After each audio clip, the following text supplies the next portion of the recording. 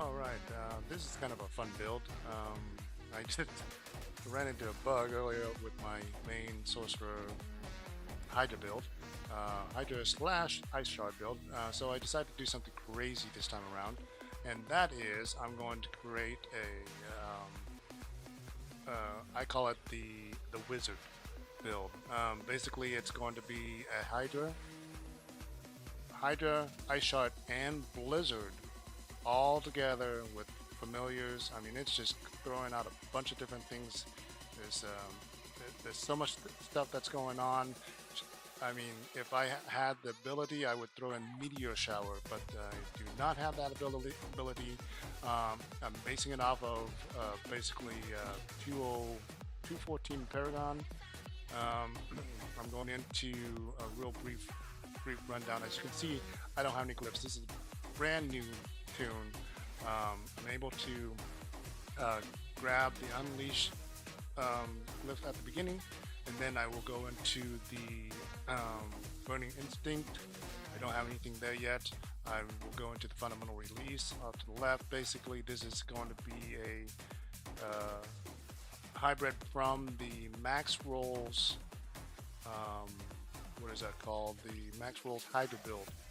So we're going into the Enchantment Master. I might change that out for a Ceaseless Conduit.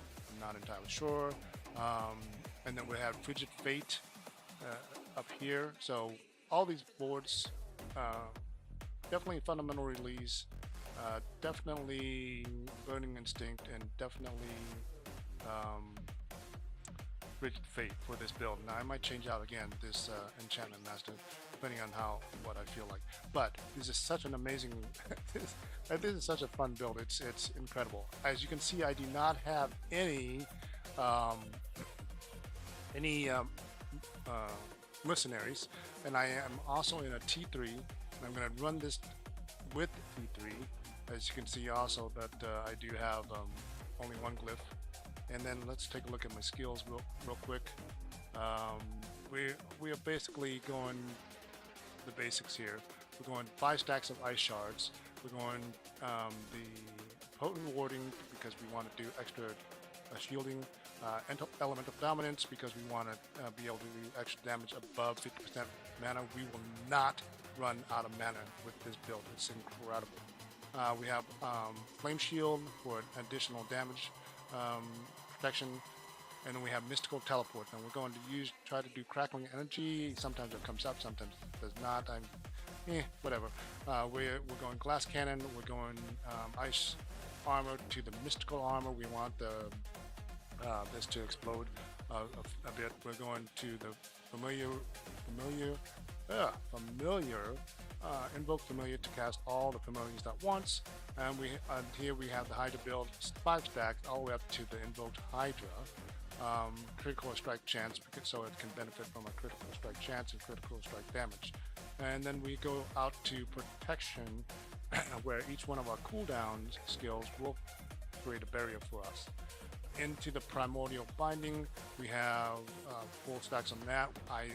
In the previous video that I did, I mentioned that I'm not a fan of mana shield. It doesn't really do anything for me, especially when I have barrier up all the time. I'm going into 5 stacks of Blizzard. I might take out some stacks from Blizzard because most of the damage is actually going to be done by the glacial aspect, which is going to be ice spikes. So up here to Mage's Blizzard, which we're going to increase the duration of Blizzard. This will also add chill, sometimes freezing, so on and so forth.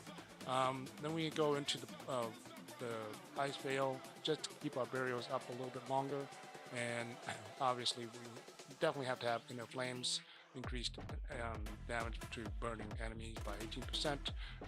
Up here we're going to go to Hoarfrost. If we take out from Blizzard, actually, you know what, I'm going to take out from Blizzard, add 2 more points into here, and then we're going to Icy Touch max rank, Permafrost max rank.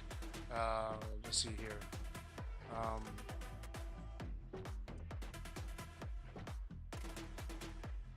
And then we will go down to Unstable Currents. I'm not actually using that ultimate. I'm unlocking it via this skill here.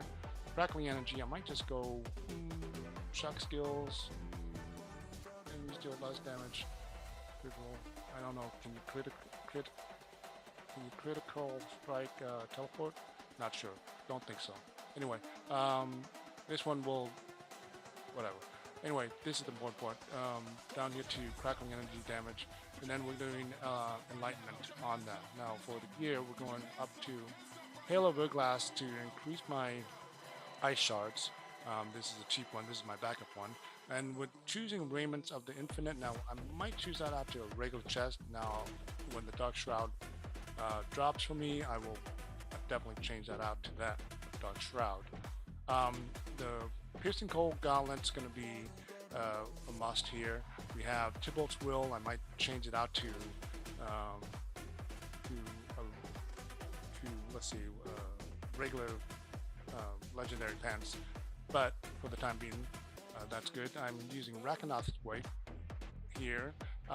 If I have issues with shield, I will probably switch this out to a pair of boots that have the attacks reduce evades cooldown. But and then use Mind's Wake on this because I'm casting a frost skill, which will create a barrier around me, which is all the time. But as you'll see when I run through this, it's not that much of an issue to have barriers up. But that's just an alternative. We're using a main hand offhand scenario here because we need the aspects. We are kind of running out of aspects locations. So this is going to be glacial, and then this is going to be frozen tundra. We might change that out. No, I'd rather 50% increase explosion radius. I think I'll just keep that for the ice spikes. In any case,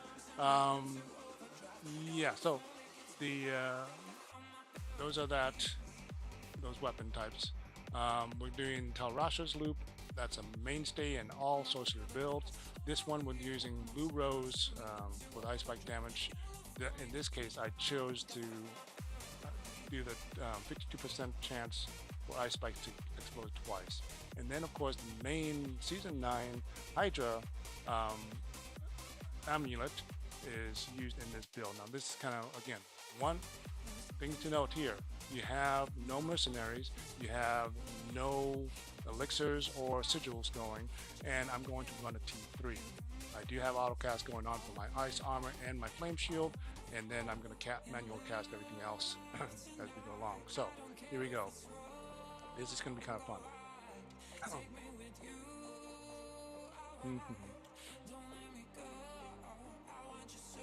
All right, actually, autocasting turned on, and it just melts everything here. It's just crazy. Look at that.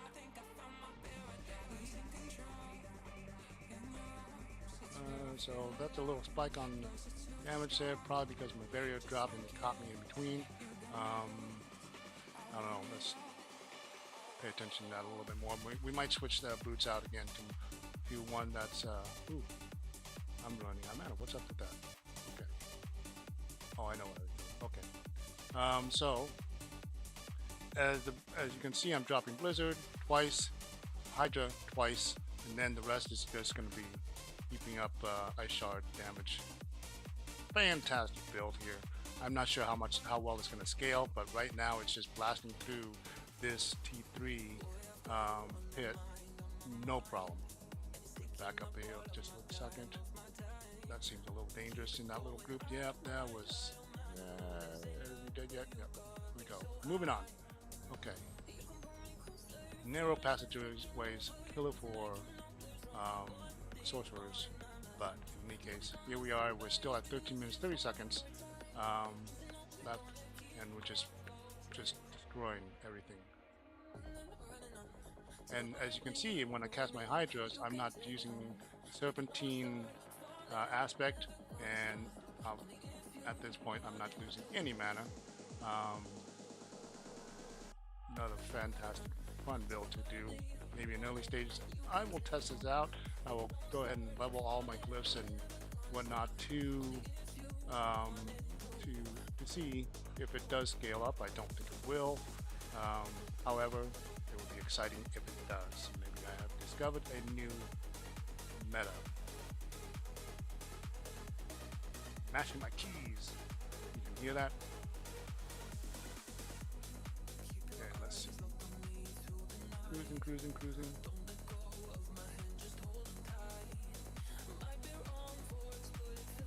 Ooh, oh man, I let my shield drop. That's also the bad thing about autocasting is if you have your mouse pressed down, they will not cast anything until you release your mouse button. So you kind of have to do that. So I guess I need to work on cooldowns. So let's see here. Where's good boss?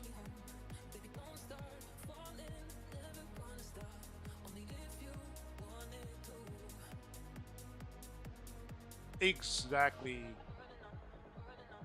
the fun stuff that we're looking for. Destruction galore, massive mana regeneration or massive mana recovery, not regeneration so much as recovery.